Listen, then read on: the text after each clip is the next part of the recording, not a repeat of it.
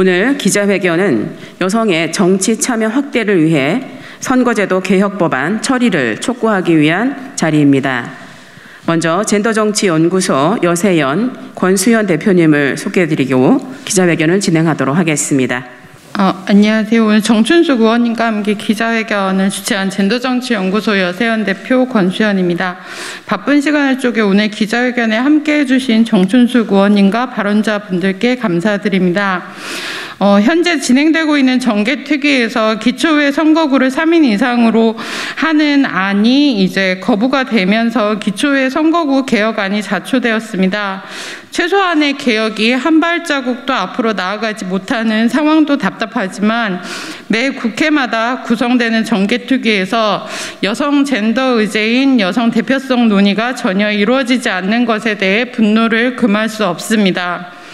입법권을 갖고 있는 의회가 여성 젠더 의제를 뒤로 미루며 다루지 않는 것은 여성 시민이 여전히 주권자로 인식되고 있지 않다는 것을 보여주며 남성의 과대대표가 이러한 결과를 초래했다고 볼 수밖에 없습니다. 15일에 열리는 본회의에서 여성 대표성과 관련한 개혁안을 하나라도 통과시키기를 촉구하는 동시에 이번 21대 국회에서 여성 대표성 확대를 실질적으로 보장할 수 있는 할당제 개혁을 반드시 완수할 것을 촉구하기 위해 오늘 기자회견을 진행하게 되었습니다. 많은 기성세대가 이번 20대 대통령 선거부터 20, 30대 여성 청년이 정치에 눈을 떴다고 말하지만 우리는 항상 정당 정치에 관심을 가지고 있었다. 2021년 서울시장 재보궐선거에서 20대 여성만이 소수정당 투표율 15.1%를 기록하며 모든 세대를 통틀어 유일하게 10%를 넘겼다. 다당제 국가인 한국이 거대 양당을 중심으로 돌아가고 있는 현실을 지적하고 이 거대 양당이 과연 여성과 성평등 의제에 얼마나 관심이 있는지, 여성과 약자를 향한 혐오를 어떻게 선거 전략으로 이용하는지 전부 지켜보고 있었다. 이를 해결하기 위해 여성, 노동자, 장애인 의제를 중요시한 소수 정당을 지지하고 후원금을 보내는 것 모두 여성 청년이 해온 일이다. 다만 이번 대선에서 여성 청년들의 정치권을 향한 심판이 뚜렷하게 나타난 것일 뿐이다. 대선 일주일 전 여론조사와 실제 대선 투표 결과를 비교해봤을 때 여성 청년 유권자들이 얼마나 거대한 힘을 가지고 있는지 확인됐음에도 불구하고 여전히 여성가족부 존치 여부를 인질 삼아 여성의 주체성을 박탈하려는 정치권의 졸렬한 행태가 이어지고 있다. 특히 이번 대선에서는 젠더 갈등을 조장하기만 했을 뿐 청년 의제는 뒷전이었다. 심지어 국민의힘에서 내세운 청년 정책은 무려 여성가족부 폐지였다. 20대 남성의 취업난이 심각한데 여성 청년들은 여성가족부의 혜택을 받고 있기 때문에 불공평하다는 논리다. 이들이 말하는 청년에 여성은 전혀 없었다. 지금 한국 사회에서 여성과 청년들이 겪고 있는 본질적인 문제를 파악하지 못한 정당은 계속 퇴보할 것이다. 이렇게 고여서 썩어가는 정치권의 흐름을 바꿀 수 있는 것은 바로 청년이다. 그 중에서도 불법 촬영 편파 수사 규탄 시위, N번방 성착취 강력처벌 촉구 시위 등 거리에서 각종 어젠다를 중심으로 운동을 펼쳐온 여성 청년들이야말로 이제껏 정치 의제에서 소외되어 왔던 약자의 목소리를 대변하며 한국 정당 정치의 새로운 지평을 열 것이다. 결국 의회에 여성 청년이 많아지면 다양한 목소리가 반영될 수 있다. 기득권 중심의 정치가 아닌 소수자들을 비롯한 모두 사회 구성원을 위한 정치가 가능할 것이다. 지방의회부터 시작해서 이곳 국회까지 여성 청년의 자리가 많아져야 하며 그러기 위해서는 지방선거가 무엇보다 중요하다. 따라서 우리는 이번 지방선거부터 여성과 청년의 자리를 법적으로 보장해 줄 것을 요구한다. 기성세대와 기득권층이 만들어냈음에도 불구하고 더 이상 아무 관심도 갖지 않는 수많은 청년 문제를 해결하기 위해 앞으로 우리 여성 청년이 전방으로 나설 것이다. 2021년 한 해 동안 친밀한 관계의 남성에 의해 살해당한 여성 최소 83명, 이는 언론에 보도된 사건만 집계한 결과입니다. 살인미수 등으로 살아남은 여성까지 포함하면 260명으로 지난 1년간 여성들은 1.4일에 1명꼴로 살해되거나 살해될 위험에 처한 것으로 추정됩니다. 우리는 여전히 추정할 수밖에 없습니다. 여성에 대한 폭력과 살해 실태를 파악할 수 있는 범죄 통계는 국가가 아직 마련하지 않았기 때문입니다. 여성들은 가해자 처벌과 피해자 인권 보장이라는 당연한 원칙이 제대로 지켜지지 않는 상황을 매일 마주하고 있습니다. 가정의 유지 보호를 목적으로 하는 가정폭력처벌법은 가해자에게 상담을 조건으로 기소를 유예하고 형사처벌을 받아야 할 사건에도 상담, 사회봉사, 수강명령 등 보호처분을 내립니다. 22년 만에 제정된 스토킹 처벌법은 스토킹 범죄에 대한 협소한 정의와 반의사 불벌 조항 등 꾸준히 문제 제기된 내용을 그대로 포함하고 있습니다. 데이트 폭력은 관련 법률조차 없습니다. 그렇기에 친밀한 관계에서 발생하는 여성폭력 범죄의 특성은 수사 재판 과정에서 고려되지 못하고 피해자 보호를 위한 제대로 된 정책과 지원 체계는 여전히 요원합니다.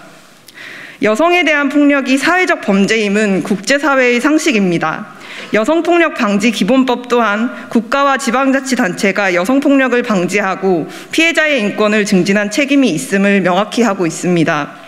그러나 여성에 대한 폭력과 차별이 만연한 현실은 이를 책임지고 해결해야 할 대통령, 국회의원, 지자체장에게 왜 항상 시기상조이거나 이미 지나간 과거의 문제입니까?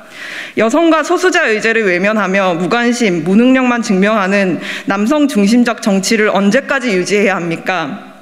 가부장적 편견을 버리지 못한 채 여성폭력의 실태를 축소하고 본질을 왜곡하는 행태를 우리는 더는 용납하지 않을 것입니다. 성평등을 담보하지 못하는 정치에 미래는 없습니다. 성별 균형과 다양성은 새로운 정치를 만들기 위한 전제 조건입니다. 우리에겐 사회의 차별과 폭력을 경험으로 체득하고 법과 제도의 한계를 앞장서 바꿔나갈 정치인이 필요합니다.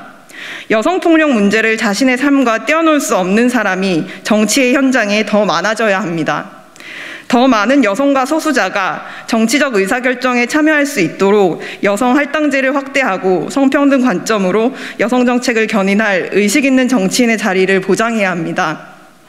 여성폭력 범죄자가 선출직 공직자 후보로 출마할 수 없음을 명확히 하고 권력을 이용해 성폭력을 행사하거나 가정폭력을 무마하려 시도하는 자는 우리 사회에 발붙일 곳이 없다는 것을 제도 개선과 정치 개혁으로 증명할 때입니다. 며칠 전 문재인 대통령의 수석 보좌관회의 모두 발언으로 시작해보려고 합니다.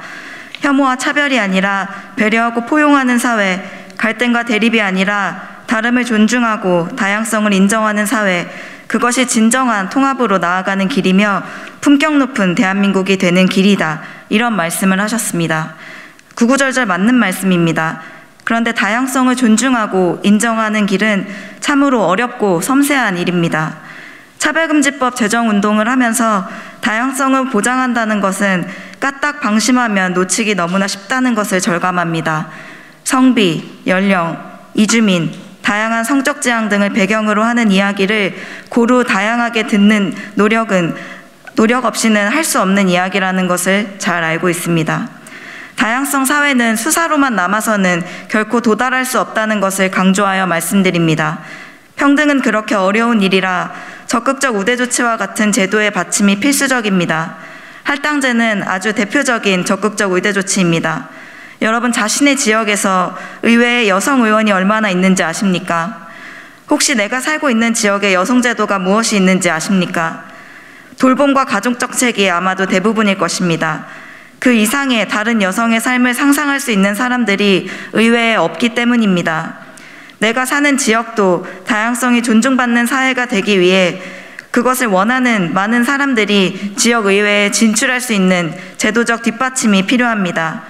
할당제는 실은 숫자 그 자체에 멈추는 것이 아니라 숫자 그 너머에 있는 삶을 상상할 줄 아는 사람들이 만들고자 하는 제도입니다. 우리는 구조적 성차별이 존재한다는 것을 잘 알고 있습니다. 구조적 성차별은 구조적인 그리고 제도적인 뒷받침으로만 철폐할 수 있다는 것 또한 잘 알고 있습니다. 다양한 정치가 보장되는 사회, 지역구 할당제와 같은 여러 가지 제도들과 함께 가야 한다는 것을 차별금지법 제정연대에서도 강조하여 말씀드립니다. 이상입니다. 기자회견문 여성 주권자가 외친다. 여성 할당제, 성별 균형이 정치개혁의 시작이다. 지난 몇 년 동안 여성들은 거리에 나와 성폭력, 불법 촬영, 스토킹 등으로부터 안전한 일상을 요구하고 학교와 일터 등에서의 성차별을 근절할 것을 외쳤다. 한국 사회 전반에 만연한 성차별과 성폭력 문제를 드러낸 여성들의 용기와 외침에 정치는 아직까지도 응답을 제대로 하고 있지 않다. 미투운동 이후 2018년 지방선거, 2020년 총선, 2022년 대통령 선거까지 3번의 선거가 치러졌다. 3번의 선거 동안 어느 정당도 여성들이 제기했던 차별과 폭력의 문제를 해결할 의지를 보이지 않았고, 선거 시기마다 성평등 의제와 여성 유권자의 존재는 지워졌다.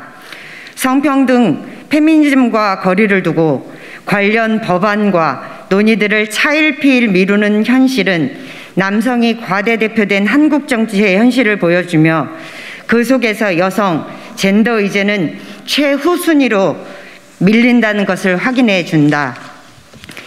이번 20대 대통령 선거는 여성에 대한 차별과 혐오, 증오 선동으로 얼룩진 선거였다.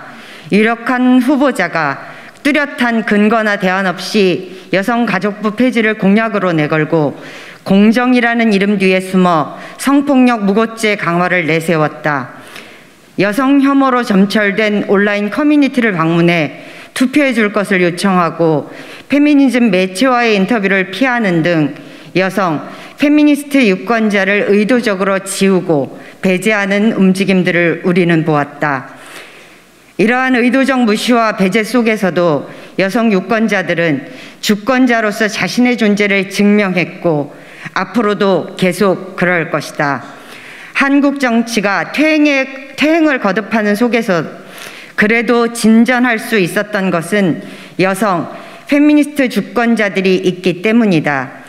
여성 주권자의 빚을 지고 있는 한국 정치가 빚을 갚는 최선의 길이자 가장 빠른 길은 성평등한 정치개혁을 실천하는 것이며, 그 시작은 여성 대표성 확대를 법제화하는 것이다. 더 이상 여성 정치인들의 의견이 일부 소수 의견으로 치부되지 않고 성평등을 말하는 목소리가 정치에 반영될 수 있게 하기 위해서는 정치적 의사결정 지위에 여성의 자리가 보장되어야 한다. 현재 권고사항에 그치고 있는 지역구 여성 후보 공천 비율을 의무사항으로 변경해 지금보다 더 많은 여성들이 의회에 진출할 수 있게 해야 한다. 선거 때마다 여성 후보 공천 30%를 이야기하지만 어느 정당도 이를 지키려는 노력에 최선을 다하지 않았다. 미투 운동 이후 처음 치러진 선거인 2018년 지방선거에서도 광역자치단체장 여성 후보 비율은 8.4%, 기초자치단체장은 4.6%, 광역의회 지역구는 14.5%, 기초의회 지역구는 18.6%에 불과했다. 그 결과 광역자치단체장 여성 비율은 0%, 기초자치단체장 3.5%, 광역의회 지역구 의원은 13.3%, 기초의회 지역구 의원은 20.7%에 그치고 있다. 시민의 절반이 여성임에도 절반은커녕 반의 반도 대표되지 못하고 있는 것이 현실이다. 이는 여성이 2022년인 지금도 대표가 될 권리인 참정권을 제대로 확보하지 못하고 있다는 뜻이며 한국 사회에 여성에 대한 차별이 만연한 이유다. 동시에 여성을 대표하지 않는 정치가 여성에 대한 차별과 폭력 문제를 해결해주지 못하고 있다는 뜻이기도 하다. 21대 국회 정개특위는 작년 11월에 구성되었다. 하지만 지난 5개월 동안 여성 할당제와 대표성 논의는 한 번도 이뤄지지 않았다. 여러 개의 관련 법안이 발의가 된 상태이며 정개특위에도 관련 법안이 포함되어 있음에도 불구하고 정개특위는 그동안 성별균형과 다양성 확대와 관련한 논의를 하지 않았으며 그 책임을 방기했다. 이번 대통령 선거에서 여성 주권자들은 여성을 배제하는 정치에 더 이상 가만히 있지 않겠다는 경고를 보냈다. 이 경고의 의미를 정확히 이해하고 여성을 주권자로서 존중한다면 여성의 정치적 권한을 확대하고 성평등 정치를 위한 정치개혁에 힘을 기울여야 하며 지역구 여성 할당제 의무화를 통해 그 시작을 알려야 한다. 정개특위 활동 기한이 며칠 남지 않았고 지방선거는 한 달 반 정도밖에 남지 않았다. 정치개혁이 공허한 정치적 수사가 되지 않도록 여성 시민을 차별하고 배제하는 정치가 되풀이되지 않도록 서둘러 움직여야 한다. 성별 균형에 기초한 대표의 다양성은 한국 정치와 민주주의의 미래를 위한 방향이며 지역구 여성 할당제 의무화는 다양성을 보장하기 위한 그 첫걸음이 될 것이다. 정치개혁을 위해 우리는 다음과 같이 요구한다. 하나, 21대 국회 정개특위를 즉각 가동하여 지역구 여성 할당제 의무화 법안을 처리하라. 하나, 더불어민주당과 국민의힘은 광역과 기초단체장의 여성 후보를 30% 이상 공천하고 광역과 기초의회에 여성 후보를 40% 이상 공천하라. 하나, 청년 후보의 남녀 동수를 실천하라. 2022년 4월 13일 95개 단체와 560명의 개인. 이상입니다.